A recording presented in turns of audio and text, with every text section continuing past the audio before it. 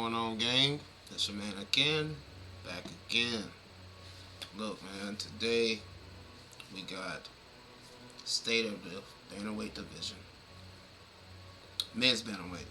I'm gonna get to the women's bantamweight in another video, but let's go ahead and check it out.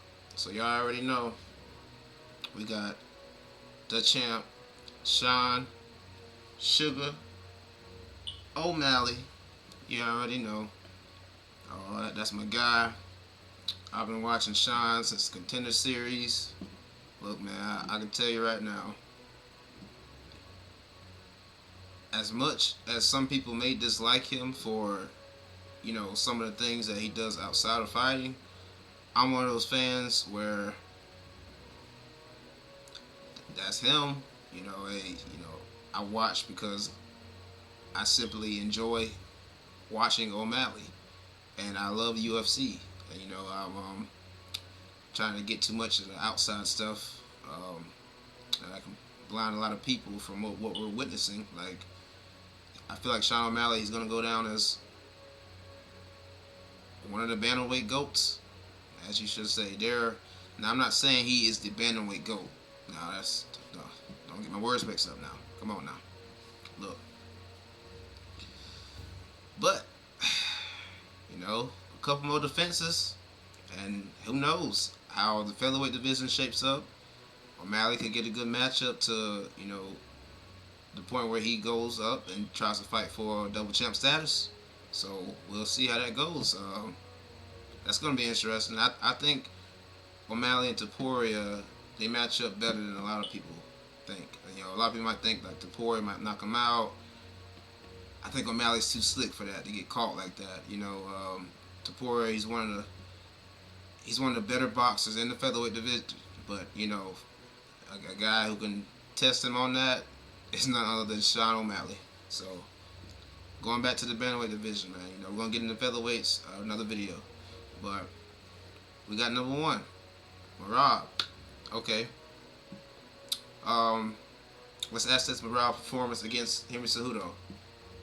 I consider myself a Henry Cejudo fan. I was excited to see him come back and fight.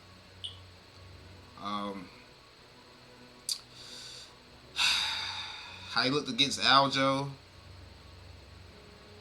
he didn't look bad, but the layoff. I'm gonna say the layoff. I feel like there's only a certain very small percentage of fighters who can have a long layoff such as he did and come back and still be successful. I always thought Henry Cejudo was, one of those guys. Not taking anything from Aljo, I just think coming back, that was just I would prefer to see Henry get a warm-up fight. He could have fought somebody like, maybe that was like 7th, 8th, get a warm-up, hell, somebody even 5th, I would prefer if he fought somebody like Cheeto or something, but, yeah, that's the matchup he got, and, Cejudo, he wants to fight the best, and that's what the best usually do. So, I commend him for that. I mean, he already has a Hall of Fame career right now. Like, if Cejudo retired after the Merab fight, he would be in the Hall of Fame. I mean, former double champ. I mean, he went on this crazy streak, man, where he was just doing crazy finishes against, guys like Dominique Cruz, T.J. Dillashaw. Like, these guys don't get finished fast. So, like, we're seeing Henry and we're like, oh my gosh, like, okay, yeah, this is alright. But it's like I keep telling people, MMA is constantly evolving. This is one of those sports where it's like, you got some of these young cats now, and it's like, yeah, they're young, they may be fighting but so many years, but the way they fight, and it's evolving, and you got to love that for the sport. You really do. I mean, the only thing you can possibly say is about the salary pay of these fighters. But that's another discussion for another day. You know, uh, stylistically, I think Marab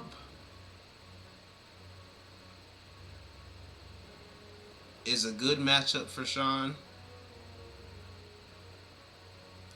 but he also could be a bad matchup for Sean.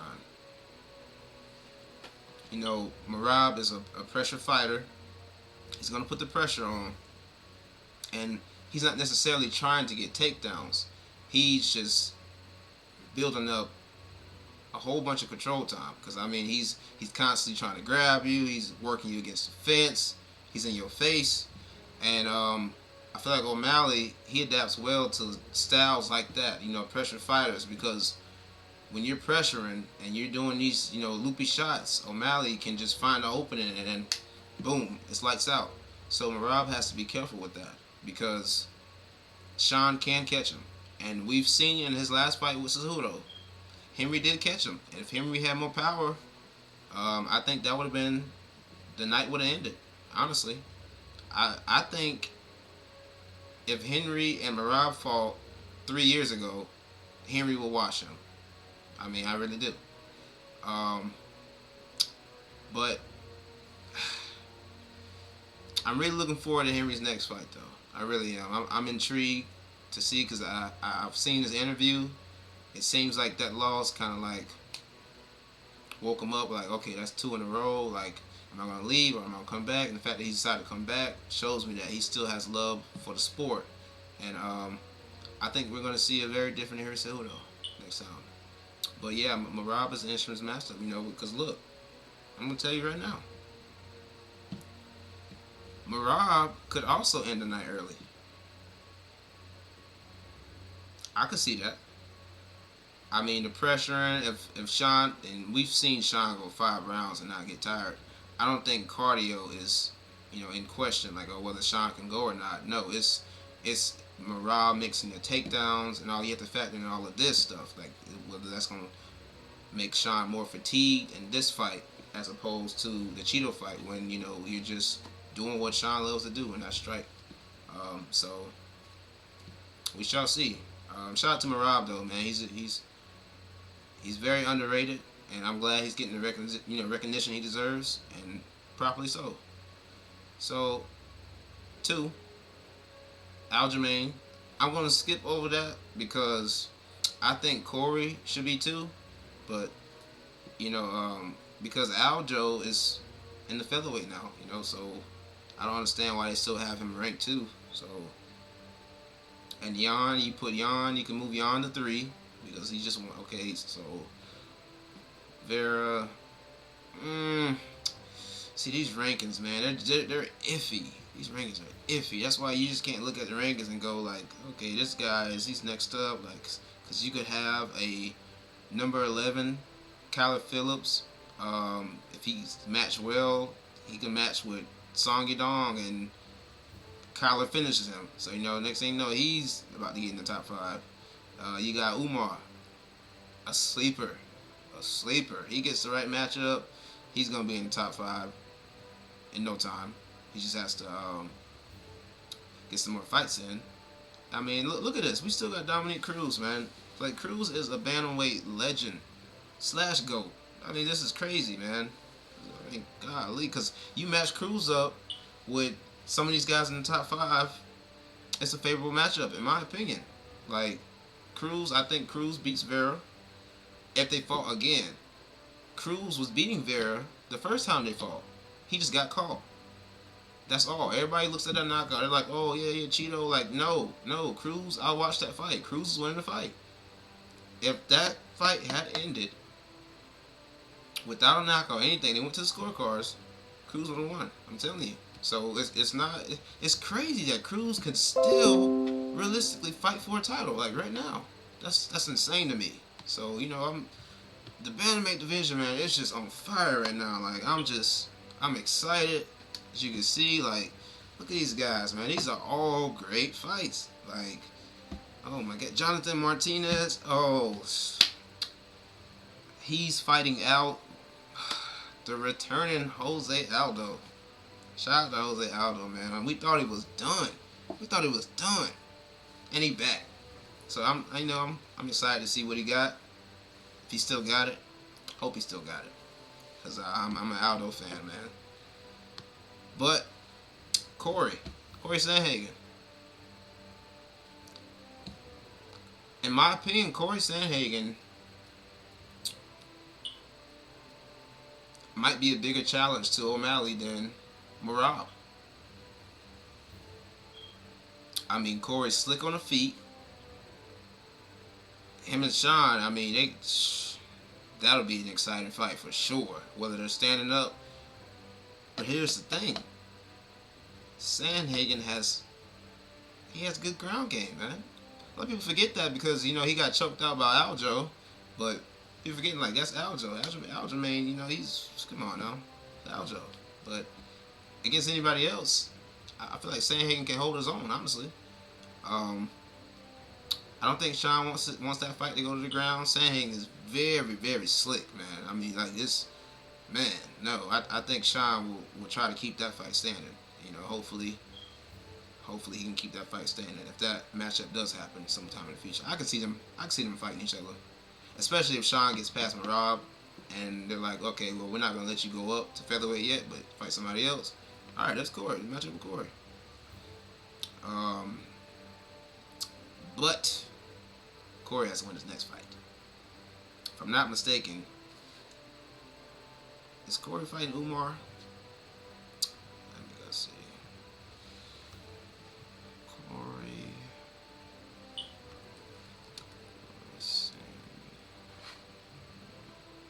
No, not height. Next fight. So he was in talks with Umar. So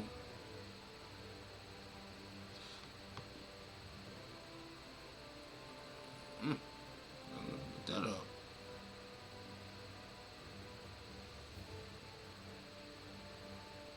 Oh man. Okay, so they're supposed to fight originally August 5th, 2023. Okay, that makes sense. That matchup. Corey is a dog, man. He'll fight anybody, man. That's another thing. Why I like him. Like watching his fights. It's crazy. You got a lot of these guys that be ranked and they just be sitting on the rank and they're not trying to fight anybody. And it's like you're kind of holding up the division when you do that. But hey, look.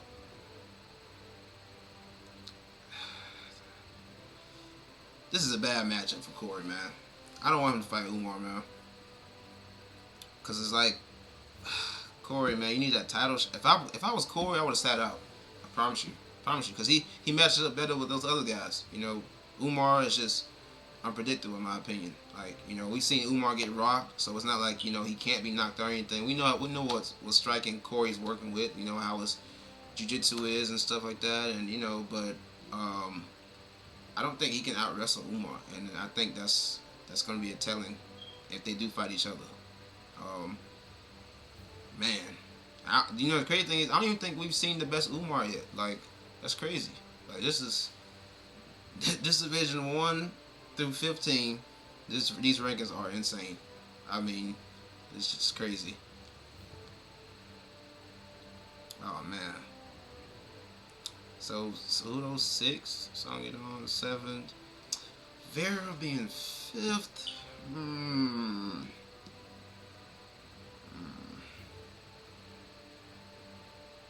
See, it's messed up because they got Aljo at number 2, so they gotta take Aljo off and then they gotta redo these rankings. But oh, I'm sorry, I forgot about Figueiredo. Oh man, like this is crazy. This is the best time to be an MMA fan, and I look forward to these fights, man. I can't wait. Can't wait to tap into some more. Well, that's all for today, folks. This is the state of the Bantamweight division, where Sean Sugar Show O'Malley is the champion. Tune in next time, man, where we might do some breakdowns and do some videos or something. Just working my way back into this, y'all. It's been a while, but I'm back. And I'm here to stay, baby. Let's get it going. You already know. Hey, it's your man again. If you're new here, don't forget to comment, like, subscribe, and if you have any suggestions for anything, you can also comment that. So, until next time, again.